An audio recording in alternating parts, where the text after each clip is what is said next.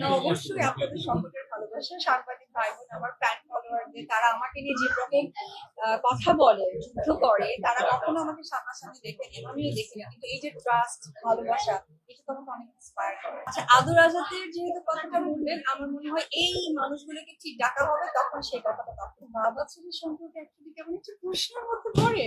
আমাকে লিটারেলি, আপনি যে মানুষটির নাম বললেন, উনি একজন সুনামধন্য অভিনেতা। আপনাদের কাছে আমি যতটুকু জানি, আহ, উনি যখন আপনাদেরকে ফেস করে, তখন উনি ওনার কাজের জায়গাটাই আপনাদের কাছে ফেস করে।